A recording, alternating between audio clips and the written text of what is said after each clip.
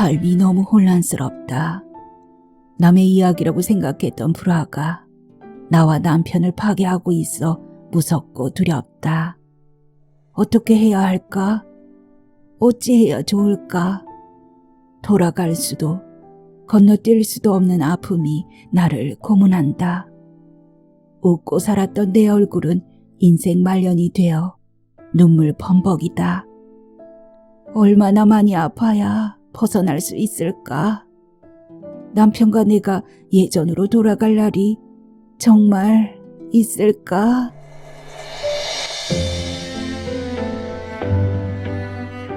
잃어버린 사랑. 이송년.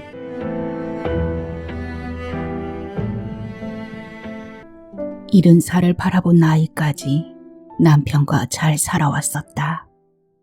나에게 주어진 삶이 만족한 날들이어서 노년은 더욱 여유롭게 살다가 귀천할 거로 생각했다. 그런데 예견도 없이 날벼락을 맞았다. 남편은 나만 보면 투견처럼 으르렁거리거나 떼쟁이 아이처럼 징징거린다. 자주 토라지고 울기도 한다. 폭언과 폭행도 가한다. 기한이 정해져 있다면 이를 악물고 견뎌볼 건데 끝이 보이지 않는다. 남편을 수발하는 것도 힘든데 폭력까지 견디려니 죽을 맛이다. 남편과 나의 관계가 어쩌다 이렇게 엉망이 돼버렸을까? 남편은 철저한지 원수인 양 나와 마주하기만 하면 화를 내고 내가 마음에 안 든다고 야단이다. 서름을 한 동이쯤 흘리고 나면 곱고 예뻤던 소녀가 생각난다. 그 소녀는 사랑 하나로 소년의 손을 잡았었다. 추억 속을 하염없이 거닐다 보면 아름다웠던 첫사랑이 떠오른다. 그토록 사랑했는데 왜? 이 생각에 속이 쓰리고 아리다. 영원할 줄 알았던 사랑이 고드름이 돼 상대를 겨냥한다. 아주 오래전 소녀가 노부부를 바라보았다면 어떻게 했을까?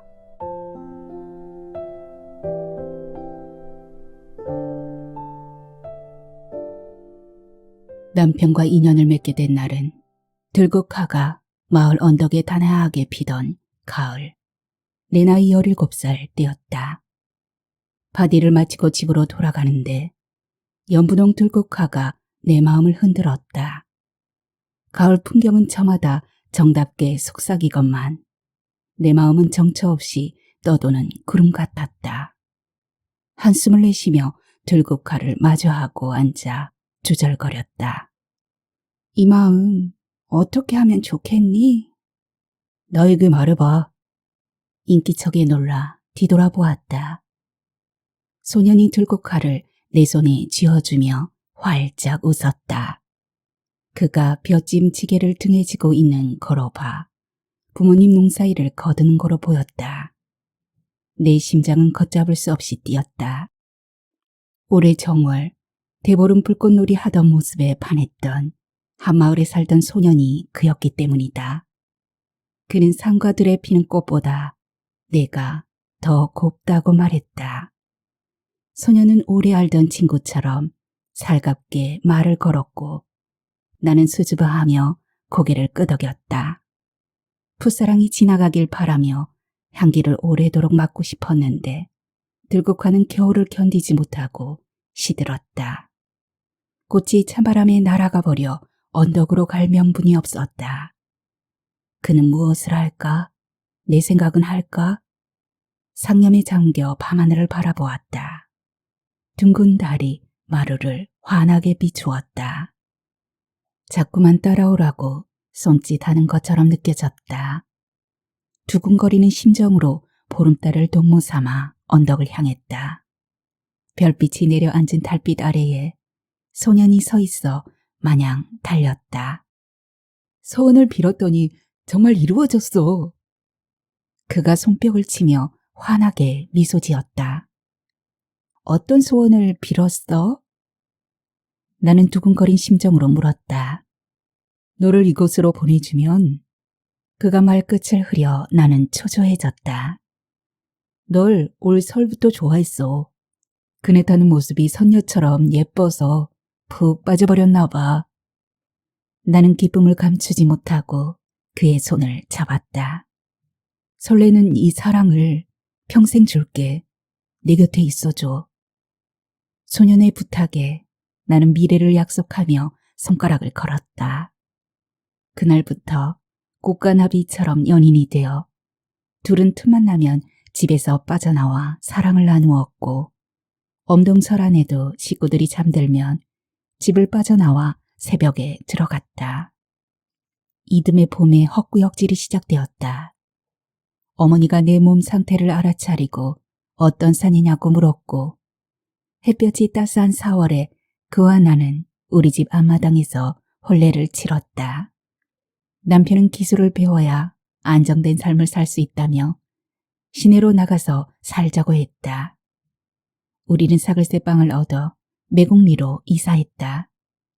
남편은 보일러공 보조원으로 취직을 했고 2년 후 보일러 기술자가 된 남편은 국립병원 보일러실로 이직했다. 남편은 직장인으로 나는 전업주부로 살아오다가 40살부터 우리 동네 통장으로 일했다. 남편은 내가 통장 일을 하는 것을 자랑스러워했고 나는 남편이 국립병원 직원인 것이 자랑스러웠다. 나쁜 짓 안 하고 열심히 살아온 우리에게 왜 불행이 찾아들었을까? 머리를 싸매도 모르겠다. 남편은 달라졌다고 나를 타박하고 나는 성격이 이상해졌다고 남편을 원망한다. 늘 그랬던 것처럼 이해해주고 다정다감하게 대해주고 애틋하게 바라봐 준다면 쭉 행복할 수 있을 건데 왜 싸움을 걸어오는지 알 수가 없다. 남편은 말을 하기도 전에 울기도 하고 화를 내기도 한다. 왜 그러냐고 물어보면 눈빛이 사납게 변한다. 남편이 곁에 있는 것이 나을까? 없는 것이 나을까? 남만도 못한 남편을 책임져야 할까? 버려야 할까? 오만 가지 생각을 하는 중에도 남편의 폭언은 이어진다. 68살부터 남편은 몸이 확 늙어버렸다고 한숨을 쉬었다. 남편을 진심으로 사랑하고 있었기에 몸이 안 좋다 할 때마다 살폈고 병원을 동행했고 몸에 좋다는 음식을 해주었고 밤낮으로 최선을 다해 보살폈다. 나도 나이 들어 아픈 곳이 많은데 내색하지 않고 남편 몸이 건강하기를 바랐다. 69살 초봄에 남편은 느닷없이 밥을 못 먹겠다고 했다. 봄을 타나 싶어 병원에 가보자고 했더니 병이 아닌데 무슨 병원을 가냐고 했다. 속상한 일이 있어서 그러냐고 물어보면 다 알면서 왜 묻냐고 했다. 남편이 밥을 못 먹는 이유를 나는 정말 모르는데 다 안다고 하니 일부러 골탕을 먹이는 것 같았다. 다정한 목소리로 물어봐도 대답을 하지 않고 너무 그러지 말라며 훌쩍인다. 잠깐 그러다 말겠거니 했는데 계속 식사를 마다해 밥을 먹게 하려고 어깨를 다독이면 더러운 손 치우라 했고 음식을 입에 넣어주면 죽이려 한다고 뱉어버렸다. 당신과 오래도록 살고 싶다고 말해도 듣기 싫다고 했다. 내가 잘못해서 밥을 못 먹는 거면 이유를 말해주면 고쳐보겠다고 사정을 해도 돌아오는 건 트집과 손찌검이었다. 남편은 말도 안 되는 억지를 매일 시도 때도 없이 부린다. 내가 너무 변해 섭섭하고 저런 여자가 내 마누라냐고 자기 가슴을 주먹으로 퉁퉁 소리가 나도록 쳐대며 눈물을 흘린다. 그러는 이유를 제발 속 시원히 말해달라고 애원을 하면 백여우지 지긋지긋하다고 한다. 함께 늙어가는 처지니 섭섭한 일이 있더라도 좋게 봐달라고 부탁하면 남편은 되레 왜 그런 말을 하느냐고 나를 공격한다. 남편 손에 뺨을 셀 수 없이 맞고 남편이 휘두르는 지팡이에 머리통을 20번도 넘게 맞았다.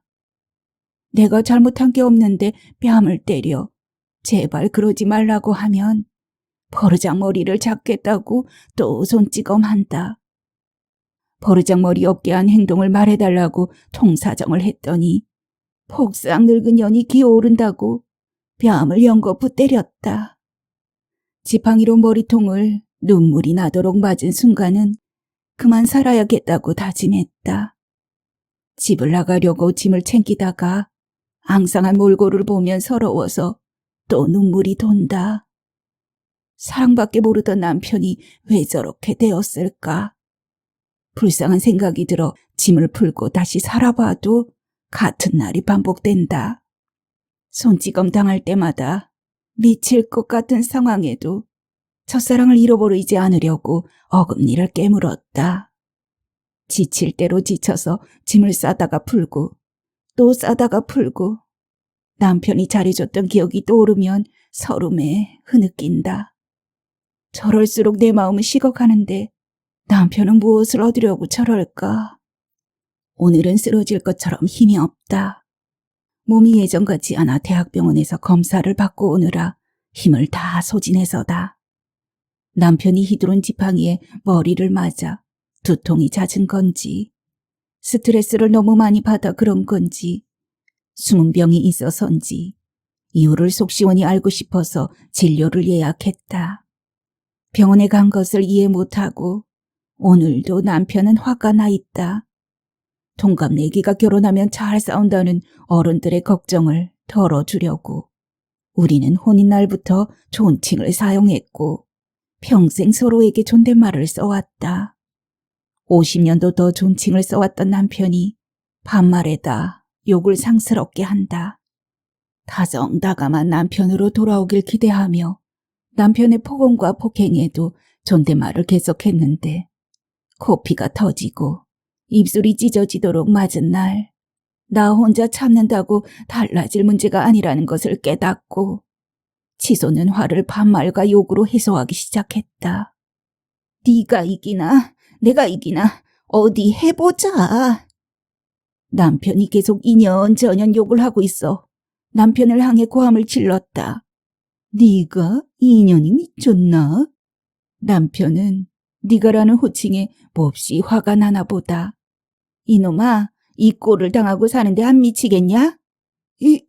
이놈이라니? 남편은 숨이 넘어갈 것처럼 호흡이 거칠다. 못된 년. 남편의 목소리는 격양돼 있다. 못된 놈. 나도 소리를 질렀다. 여편애 때문에 살 수가 없어. 소년 죽이고 나도 죽을 것이여. 남편은 지팡이로 나무 계단을 마구 치며 고함을 지른다. 남편이 식사를 마다해 위내시경 검사를 받게 하고 싶었다. 남편이 너무 예민해져 무슨 말을 하려면 겁부터 난다. 병원에 가자고 조심스럽게 말했더니 화를 냈다. 너무 완강해 방법이 없었는데 건강보험공단에서 건강검진 안내문이 배달되었다. 남편에게 국가에서 건강검진을 하라 한다고 설득해 내시경 검사를 받을 수 있었다. 내시경을 마친 의사가 심리적인 이유나 치매일 수 있으니 치매 검사부터 해보라고 했다. 남편은 멀쩡한 사람을 치매 환자로 본다고 고함을 질렀다. 내가 봐도 남편은 성격이 변했을 뿐 치매와 무관해 보여 치매 검사는 받지 않았다. 식사를 거부하기 전 남편은 키 188cm에 몸무게 90kg로 건장한 체격이었다. 먹는 것을 즐기던 남편이 식사를 거부해 나날이 야위었다. 무슨 심사인지 내 앞에서는 물 한 모금도 마시지 않았다. 내가 집안일을 하고 있을 때 다리를 움츠리고 옆으로 누워 담요로 한쪽 얼굴을 덮고 나를 힐끔거리며 두유를 빨대로 마시거나 물을 마셨다. 남편은 세수도 목욕도 양치질도 거부했다. 머리카락도 수염도 못 자르게 해 꼴이 말이 아니었다. 남편은 두유 몇 개로 하루를 견뎌 1년도 안 돼 뼈와 거죽만 남았다. 근육이 빠지고 주름만 남은 종아리를 병문안 온 일가 친척들에게 내보이며 마누라가 홀대해 서럽다며 옷깃으로 눈물을 닦았고 마누라가 밥을 안 줘 죽게 생겼다고 눈물을 뚝뚝 흘렸다. 전현이 밤마다 죽이려 한다고 서럽게 울며 경찰에 신고해달라고도 했다. 누워 지내던 날이 길어져 남편은 걸음을 잘 걷지 못하게 되었다. 곁에서 부축하거나 지팡이를 짚어야 겨우 몇 발자국 걸었다. 자기 몸을 망가뜨리면서까지 밥을 마다하고 나를 괴롭힌 이유가 무엇이냐고 물었더니 내가 언제 그랬냐고 삿대질이다. 남편은 밥을 먹이려고 할수록 누가 이기나 내기를 하는 것처럼 보였다. 남편이 평상시 좋아했던 죽을 끓여 먹어보라고 하면 눈을 무섭게 치떴다. 한 거라도 먹으면 입맛이 돌아올까봐 손수 엿과 육아 강정을 만들어 먹어보라고 해도 던져버렸다. 1년 정도 음식을 마다하던 남편이 2021년 초봄에 시래기 된장국에 흰쌀밥을 달라고 했다. 무른 밥을 지어 된장국 국물에 밥을 말아서 줬더니 언제 그랬냐는 듯이 싹 쓸어 먹었다. 이때부터 식사를 다시 했다. 없던 입맛이 어떻게 돌아왔을까요? 남편의 속내가 궁금해 물어보았다. 남편은 배가 너무 고파서 먹는다고 했다. 사람 몸에서 코를 둘 수 없을 만큼 역겨운 냄새가 난다는 걸 씻지 않은 남편을 통해 알게 되었다. 툭 하면 손찌검을 해대니까 물유지로 대충 닦을 수밖에 없어 대소변 지린내와 땀 냄새가 섞인 몸은 짐승 우리보다 더 심한 악취를 풍긴다. 당신 몸에서 땀 냄새가 많이 나는데 어떡할까요? 방향제로도 감당할 수 없을 만큼 고약한 냄새가 집안에 가득해 조심스럽게 말했다. 노인복지센터에 전화할게요. 남편이 화를 안 내고 있어 차량 목욕을 제공하는 복지센터에 전화했다. 내일 오후 3시쯤 목욕 예약했어요. 머리카락과 수염 먼저 자르고 목욕하면 더 좋겠어요. 머리카락과 수염이 얼굴과 목덜미를 덮어 요양보호사가 자연인인 줄 알까봐 걱정이에요. 당신은 이발하고 목욕하면 더 멋있을 거예요. 수염과 머리카락을 자르게 하려고 둘러댔다. 가위로 대충 잘라. 반가운 말에 가위로 머리카락을 자르고 수염도 가위로 자르고 나서 면도를 했다. 목욕하고 나서 식사도 잘하고 밤까지 기분이 좋아 보여 달라지려나 했는데 남편은 다음날 아침에 또다시 애물단지가 되었다. 나는 오늘 오전 6시 무렵 외출했다가 오후 5시가 돼 집으로 돌아왔다. 현관문을 열고 거실로 들어서자 남편은 거실 텔레비전 맞은편 이부자리에 누워 두 눈을 감고 있었다. 잠이 든 건가? 일부러 눈을 감고 있을 것 같아 중얼거리며 2층 계단을 올랐다. 심신이 너무 지쳐 씻고 잠시 쉬었다가 남편을 챙기고 싶어서다. 계단을 오르는 발소리에 남편의 심술보가 지팡이를 챙겨 계단 앞으로 기어왔을 것이다. 이년, 내 이년! 남편이 고함을 지르는 동안 나는 땀에 젖은 몸을 씻었다. 어디서 배워먹은 버르장머리냐? 남편 목청에 화가 가득 차 있다. 밥을 먹었는지 죽었는지 관심도 없는 년이 사람이냐? 남편이 발악해도 나는 대답하지 않았다. 노인장기 요양 4등급인 남편이니 계단을 오르는 거 무리다. 개 같은 년, 독한 년, 찢어 죽일 년. 욕을 해대도 말이 없자 남편은 나무 계단을 지팡이로 마구 친다. 지팡이 소리가 잠잠해 고개를 빼꼼히 내밀고 아래를 봤다. 패 죽일 년, 찢어 죽일 년. 부러진 지팡이를 들고 남편이 욕을 하고 있다. 나를 죽이겠다고? 죽이고 말고. 남편이 저러지 않아도 속이 시끄러운데 원수도 저런 원수가 없다. 오늘 검사 결과가 자꾸 신경이 쓰인다. 뇌동맥에 문제가 생길 수 있다는데 남편을 돌봐야 해서 집으로 돌아왔다.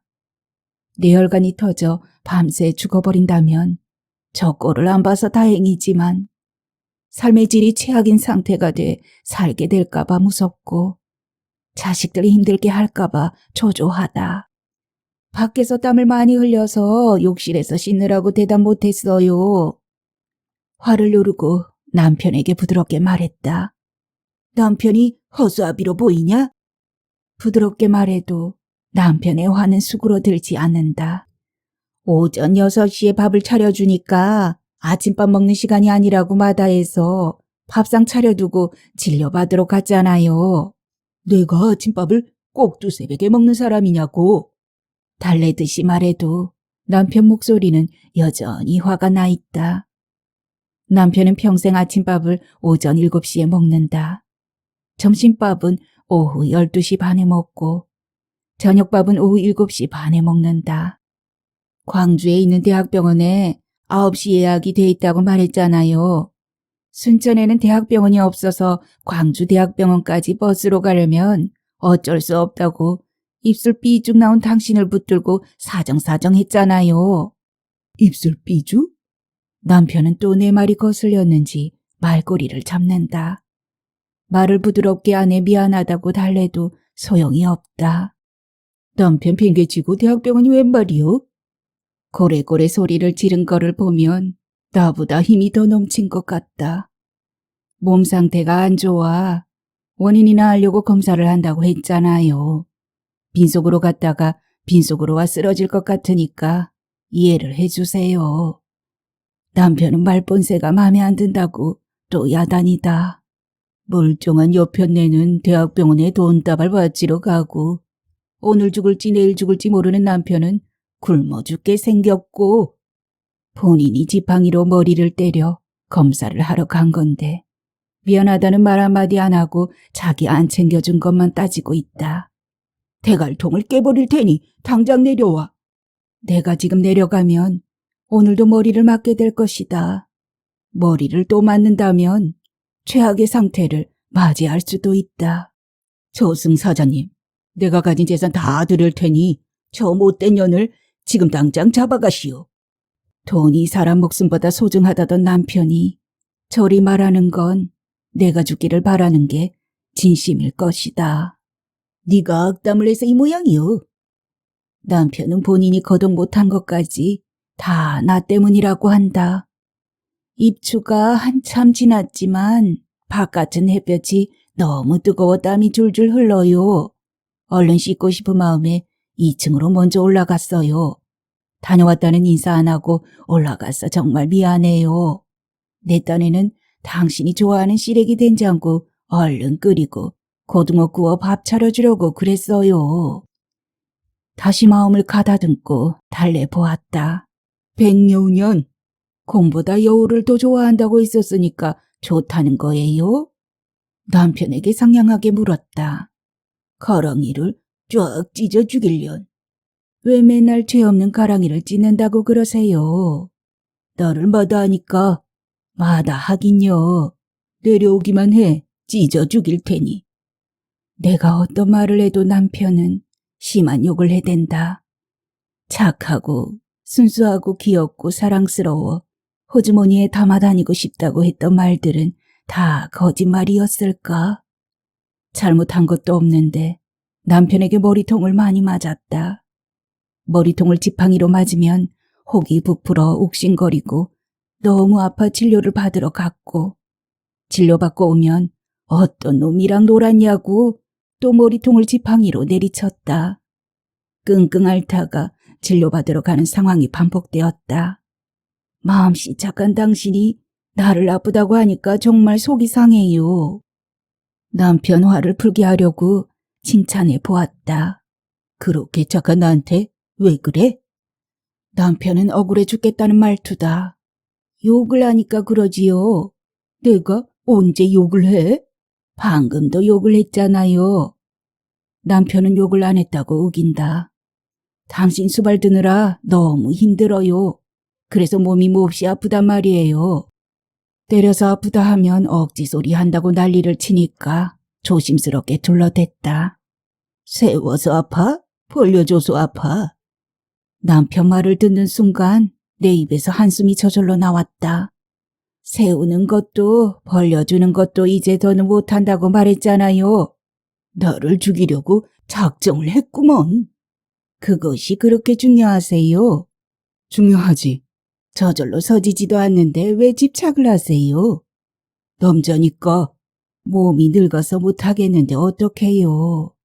뭘 잘해줘서 꼬박꼬박 말댔고요. 안 해준 게 뭔데요? 한둘이 아니지. 콕 짚어 말해보세요. 툭 하면 전기세 낸다, 수도세 낸다, 약값 한다, 병원 간다, 시장 간다. 거짓말하면서 돈 다 찾아 쓰고 왜 피 같은 내 돈을 축내? 직장 다닐 때는 월급을 물어보지도 않고 마음대로 쓰더니 퇴직해서는 연금을 제멋대로 쓰고 내가 국립병원 보일러실 기술자로 일해서 공무원이었어. 그래서 다달이 연금이 나와. 그거라도 내 맘대로 관리하고 싶었는데 100년이 뺏쓰고 들어오면 또 뺏쓰고 내가 돈 때문에 스트레스가 이만저만이 아니야. 그 말은 100번도 더 들었어요. 안 해준 게 한둘이 아니라 했으면 그 말에 관한 답을 하세요. 너는 도둑년이여. 도둑년이란 말은 너무 심하네요.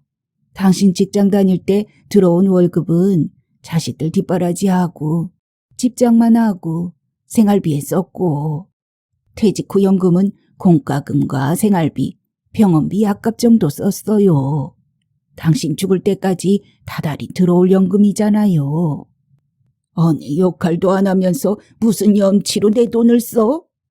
식사 준비해주고 청소하고 대소변 실수한 옷과 이불 빨아 널고 집안일 혼자 다 하고 사는데 아내 역할을 안 하다니요. 그건 아무나 해. 아무나 하다니요? 마누라 아니어도 한다고. 억지 좀 그만 부리세요. 남편을 내팽개치고 혼자 2층으로 올라가 자는 년이 마누라야? 당신이 세워달라고 보채고 짜증내고 욕하고 때리니까 잠시 피신한 거지요. 멀쩡한 내가 호라비로 살았어. 호라비로. 징그럽소. 징그러워. 법숟가락들이만 있어도 밤수발 들어야 한다고. 자고하신 어머니가 당신한테 당부했어. 치매를 앓으신 어머니가 임종 직전에 하신 말씀이어서 흘러버렸는데 당신은 어머니 유언으로 들었나 봐요. 밤수발은 아내의 의무요. 몸이 늙어 더는 못하겠는 걸 어떡해요. 당신이 이해해줘요. 내 돈을 쓰려면 밤수발은 들어야지. 몇 해 전까지 당신이 원할 때마다 들어줬잖아요. 그래서 내가 잘해줬잖아. 아낌없이 줄 때 세상에서 가장 행복한 여자로 만들어준 거 알면서 왜 그래? 이른을 바라본 나이까지 밤수발 들었으면 할 만큼 했어요. 이제는 몸이 늙어서 물 한 방울도 안 나온다고요. 정말 못하겠으니까 넓은 아량으로 이해해 주세요. 벌려주는 것도 못해? 당신 원하는 것이 그것뿐이었어요. 세워달라고 보채고 또 보채고 고꾸라지면 한숨 푹푹 쉬며 다시 세워보라고 야단이었잖아요. 까딱도 안 하고 죽어있는 것을 세우는 게 어디 쉬운 일이냐고요. 가만히 누워있으면 나무 토막이냐고 트집 잡고요. 당신은 마누라 속살이 늙었다는 걸 왜 이해 못하세요? 무릎 관절도 아픈데 기생처럼 올라앉아서 하라 하고 미친년처럼 힝 신음도 내야 좋다 하고 에휴, 이제는 진짜 못한다고요. 어떤 놈이 그래? 어떤 놈이? 남편은 본인 이야기를 하는데도 생트집이다. 남편 심술이 시작될 무렵 2층을 차지하고 살던 둘째 아들 내외가 직장 때문에 타지로 가게 되었다. 1층은 방이 없고 거실과 화장실과 주방이 전부여서 2층에서 살고 싶었다. 여보, 우리 2층에서 살까요? 남편에게 물었더니 남편은 계단 오르는 게 싫다고 아래층에서 지낸다고 했다. 2층을 비워두기 아까워 2층에서 쉬거나 낮잠을 자며 휴식을 취한다고 말했는데 아무 말을 안 해 비워두다가 남편 손에 뺨을 맞은 날부터 휴식처로 삼았다. 뺨을 맞고 머리통을 맞고 수치스러운 욕을 듣고 살 만큼 나는 강심장을 갖고 있지 않았다. 내게 2층이 없었다면 진즉 어떤 사달이 났을 것이다. 남편 식사를 챙기거나 대소변을 도와주거나 빨래와 청소를 마치면 2층으로 올라가 휴식을 취했고, 밤에는 남편이 잠들면 2층으로 올라가 잠을 잤다. 2층에서 지내는 시간은 아프다고 징징대는 소리 안 들어서 좋았고, 폭행과 폭언을 조금이라도 털어낼 수 있어 숨을 쉴 수 있었고, 세워달라고 귀찮게 하는 거 피할 수 있어 살 것 같았다. 밤수발을 안 해줘서 밥을 못 먹었다고요? 누가 그래 누가? 당신은 거짓말을 잘하기로 작정을 하셨나 봐요. 시끄러워. 이제 좀 어른이 돼보세요. 이렇게 쭈글쭈글한 내가 에요? 남편은 손거울을 들여다보며 훌쩍인다. 남편은 혼인 후 어른인 경우보다 미성숙한 사내로 있을 때가 많았다. 돈 벌어다 주는 거 하나로 남자의 권리를 다 누리려 했다. 남편을 사랑하니까 그런 것은 대수롭지 않게 넘길 수 있다. 몸은 늙었는데 남편의 성욕이 청춘이라는 게 문제니까. 남편은 몸이 변한 것을 받아들이지 않고 성욕과 늙은 몸을 시소 위에 올려두고 한숨 짓는다. 몸에 맞게 성욕을 다스리며 사는 것이 노년의 삶이라고 말하면 남편은 사랑이 식었다고 화를 냈다. 남편은 나를 1층으로 내려오라고 악을 쓰고 나는 안 내려간다고 소리를 지르고 싸우기를 2시간이 흘렀다. 아직도 남편은 나를 패 죽인다고 계단 난간을 여분의 지팡이로 내리치고 있다. 방문 열쇠를 챙겨 들고 방으로 들어가 잠금 장치를 누르고 침대에 누웠다. 몸은 너무 피곤한데 잠이 오지 않았다. 종일 굶어 배에서 소리가 난다. 남편도 종일 굶었을 건데 이 생각 저 생각 하다가 방문을 열고 나왔다. 남편은 계단 아래에 누워 앓고 있었다. 119 구급차를 불러 병원으로 가 검사를 했다. 다행히 골절은 없었다. 국민건강공단 노인장기요양 4등급이니 방문제가 서비스를 받을 수 있다.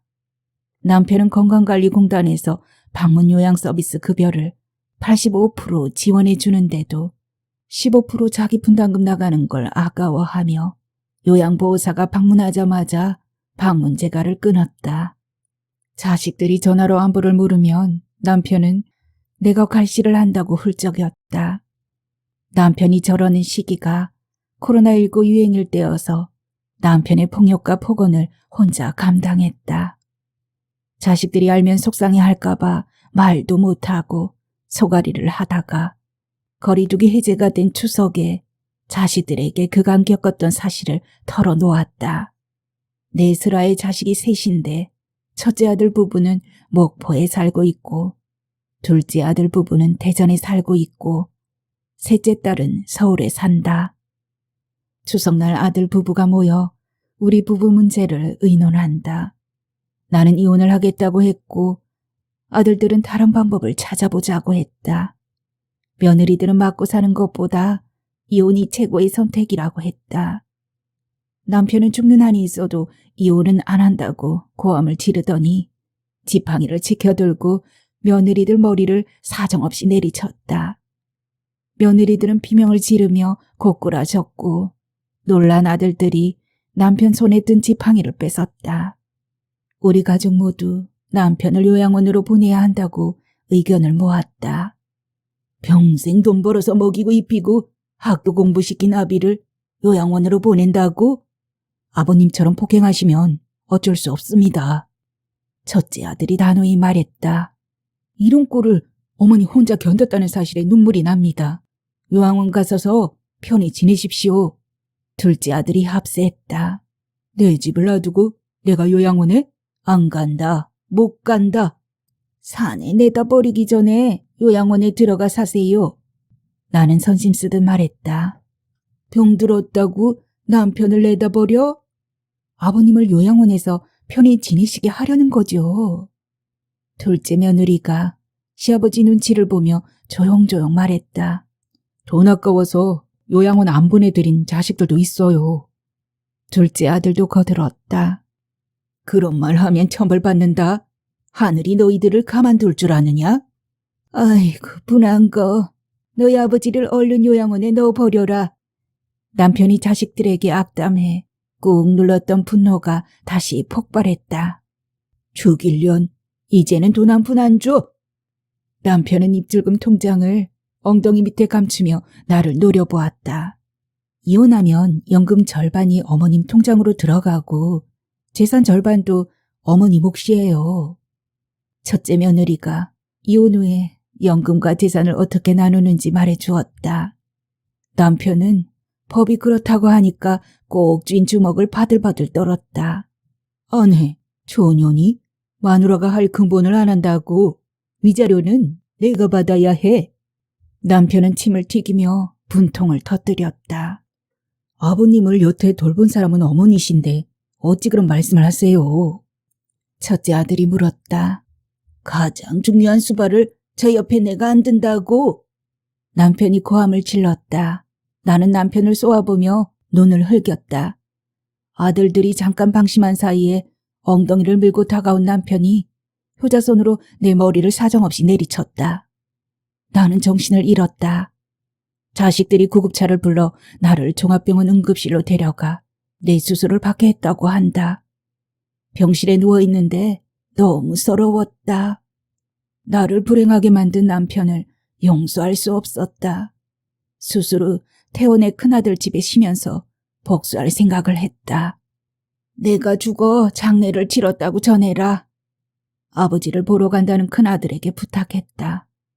살아오는 동안 가장 슬픈 것은 남편의 사랑을 잃어버린 것이었다. 나는 평생 하나였던 사랑을 잃고 고통 속에서 살았다. 그 고통이 얼마나 큰지 알게 해주고 싶었다. 내 뜻대로 어머니가 사망의 장례를 치렀다고 전했다는데 남편 눈에서 눈물이 펑펑 쏟아졌다고 한다. 그날부터 남편은 실어증에 걸린 것처럼 말을 하지 않는다고 한다. 남편도 나처럼 고통스러운 걸까? 통쾌하면서도 형언할 수 없는 슬픔이 솟는다. 그 며느리가 남편이 달라진 이유가 치매일 수 있으니 검사를 받게 한다고 했다. 보건소 치매 안심센터 도움으로 큰아들 내외가 남편과 동행해 치매 검사를 했는데 남편에게 알츠하이머 진단이 내려졌다고 한다. 치매가 발병되기 3년 전부터 증상이 나타나는데 치매 검사를 놓쳐 안타까워했다는 것이다. 이렇게 허무한 인생이 우리 부부 앞에 놓여 있을 줄 나는 상상도 하지 못했다. 나는 목포 큰아들 집에서 서둘러 집으로 향했다. 여보, 이렇게 억장이 무너지는 일이 우리를 덮칠 줄 정말 몰랐어요. 내 심정이 이러는데 당신은 더 하겠지요. 당신을 제대로 살폈더라면 3년 전 의사 말을 듣고 치매 검사를 해 치료를 받았더라면 우리의 삶이 달라졌을 건데 이 지경까지 오게 해서 미안해요. 목숨 다하는 날까지 당신 곁에 있을게요. 당신을 만나 행복한 삶을 살았는데 무지로 부부의 사랑을 잃어버렸어요. 바보처럼 당신 마음속에 남아있었을 사랑마저 잃게 했어요. 고향 마을 언덕에서 맺었던 우리의 첫사랑 잊지 말아요. 둥근 달을 바라보며 다짐했던 그 소년 소녀가 지금의 우리를 바라봤더라면 노년을 잘 보낼 수 있었을 건데. 남편은 내 눈을 마주하지도 말을 하지도 않는다. 나는 너무 미안해서 너무 가슴이 아파서 남편을 끌어안고 엉엉 울었다.